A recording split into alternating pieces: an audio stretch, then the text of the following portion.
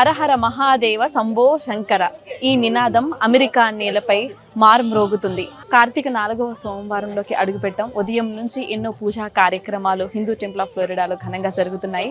So చూసారు కదా, చాలా చక్కగా మహాపరమేశ్వరిని అలంకరించారు. ఆ శివుడు కైలాసంలో ఏ విధంగా అయితే ఉంటుందో అదే విధంగా హిందూ టెంపుల్ ఆఫ్ ఫ్లోరిడాలో ఆ కైలాస శివుడిని తీసుకొచ్చారు. అదేవిధంగా లక్ష దీపోత్సవాల మధ్య ఆ పరమేశ్వరుడు అందరినీ ఆశీర్వదిస్తున్నారు. ఆ శివుని ఆశీస్సులు మీ అందరిపై ఉండాలని చెప్పి మనస్ఫూర్తిగా కోరుకుంటూ నేను మీ ప్రశాంతి.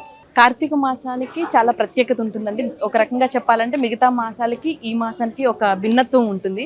ఎందుకంత విశిష్టత అంటారు? అంటే మాసాన వైశాఖము, మాఘము, కార్తీకము ఈ 3 చాలా శ్రేష్టమని చాలా పురాణాల్లో చెప్పినారు. మనం సత్యనారాయణ వ్రతంలో కూడా మీరు చూడండి, వైశాఖ మాసము కానీ, మాఘమాసము కానీ, కార్తీక మాసము కానీ అని ఈ సత్యనారాయణ స్వామి పూజలు కడిగి శివారాధనకి చాలా విశేషమైన మాసము.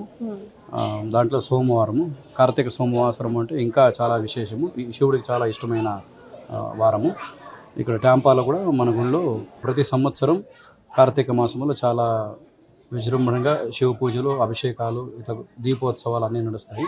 ఇది లాస్ట్ కొన వారం, అంటే కడసి సోమవారం ఇది.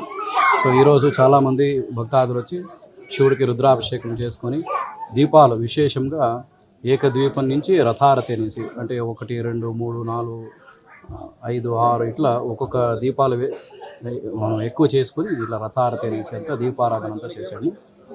ఇక్కడ ఉండే అమెరికాలో ఉండే ప్రతి భారతీయుడు, ప్రతి అందరికీ ఆ శివుడు అనుగ్రహం ఉండి అని మనం ప్రార్థిస్తాం. ధన్యవాదాలు.